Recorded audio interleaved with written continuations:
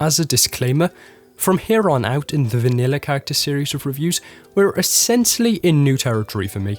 Obviously, I've been playing as Sonic for a long while, and I've used Tails a lot because I'm quite bad at this game and just wanted to collect some emblems, but I've never really played around with everyone else.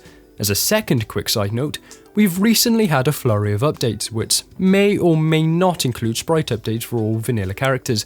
I'm not entirely sure whether the sprites have been updated already or have just been showcased due to some confusing wording here and there, but Knuckles is one of the least affected anyway, so I'm just going to ignore it for now and assume they're basically the same anyway. If they have been changed, please clarify for me in the comments. I'll do a very quick video at the end of this series going back over Sonic and Tails' sprites to give my thoughts, but with all that out of the way, let's just get into it.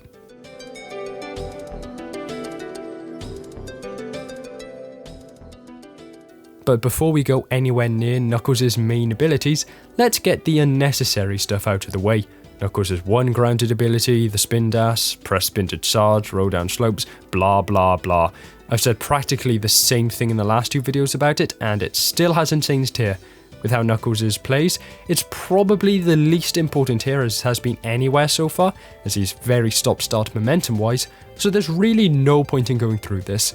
Instead, I'll use this time to mention the fact that Knuckles is the first character so far to drastically change how you simply run through the game, as he's had his knee smashed in comparison to Sonic and Tails to cripple his jump height. This is accurate to the classic games and is probably done to motivate you into taking his character exclusive routes, as between this and his ability to smash certain walls, he can get to places absolutely no one else can, not even Tails. It does make doing some things on the default path a little more annoying, and his unique paths vary pretty greatly in terms of length, complexity, difficulty, and general quality, but make sure he stands out as the first true deviation from the standard SRB2 experience.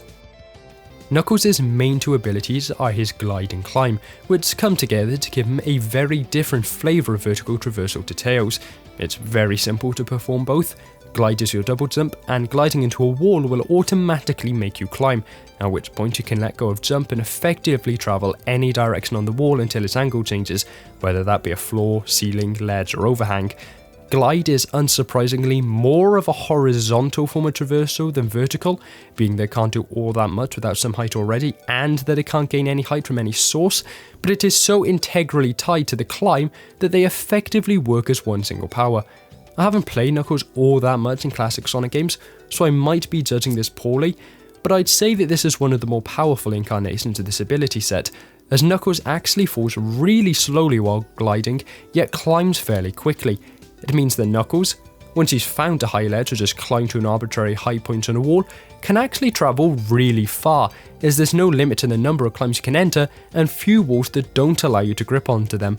It also means that he is, in a lot of situations, actually a fair bit better at saving himself than Tails despite the logical limits he has in comparison, as not only does he seem to take less notice of gravity before beginning a glide proper, he also enters a damaging state while performing one, meaning he can't be damaged by direct contact with most bandits, and can even gain some height with a well-placed bandit bounce in the very rare situation that there are no suitable walls in reach.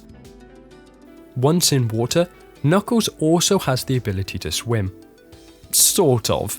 I forgot to mention how Tails could do this in the previous video, but whereas his is practically as good, if not better, than when used in the air, Knuckles gets a significant nerf.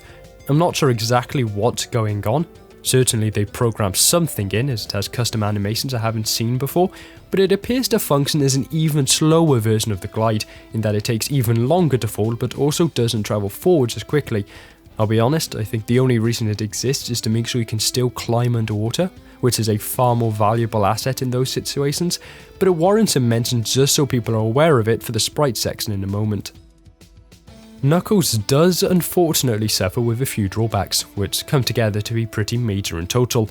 Due to a combination of various factors, such as the little brace animation he performs at the end of each glide upon reaching the floor, and the momentum locks you receive when using any of his abilities, Knuckles is very much a stop-start gameplay loop, as you build up some speed, reach a gap, realise you can't make it with your pitiful low jump, and are forced to glide, at which point you've guaranteed any momentum you originally had was gone. Looking at his specialities and seeing how a lot of this is straight from the 2D classic games, this wouldn't seem so bad. He doesn't necessarily need speed, And Tails lacks any speed building abilities either when being part of the same type of character in terms of strengths. The problem is, that sucked in the original games too, and Tails simply lacked ways to gain speed, as once he had it, there were definitely ways to still use his ability while keeping it. There is simply no way to avoid this momentum loss when playing as Knuckles though, as it would effectively force you to play without abilities at all, which is merely a different type of no fun at all.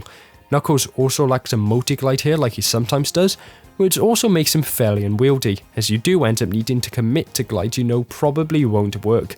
A loss of these will be down to confusion when jumping off walls into a glide, as one of the unfortunate problems with SRB2 being 3D is that you need to figure out how to make this situation play naturally without moving a camera into a wall.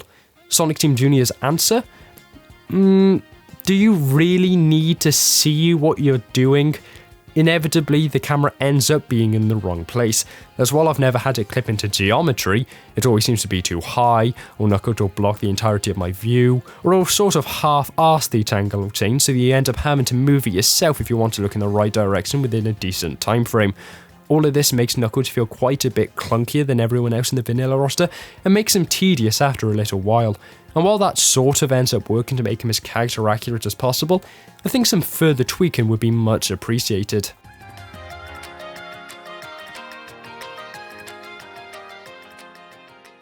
I never really noticed until recording for this video, but Knuckles in SRB2 is actually pretty buff.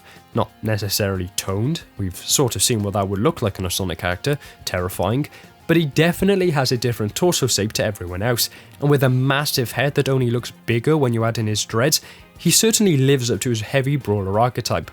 I once again like the colours here, and I think he has the best animations of all of the characters we've seen so far.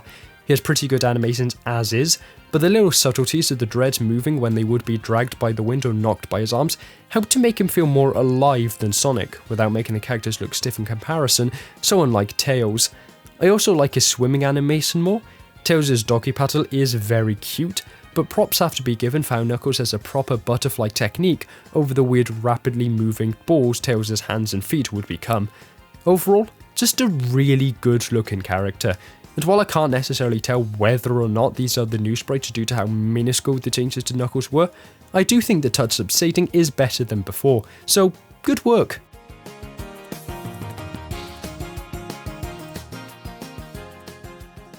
In conclusion, Knuckles is fun in that he's the first major deviation from the default characters Sonic set out, with wildly different abilities, attributes and level routes, and he has a really nice set of sprites, probably the best we've seen so far with how well the dreads have been done. Unfortunately, his stop-start nature is an insurmountable obstacle that makes him feel clunkier than every other base roster member, especially when there's no way to cancel or circumvent it. That really hurts him. But I still think his strengths are enough to keep him at a fairly good 6 out of 10. I hope you enjoyed the video.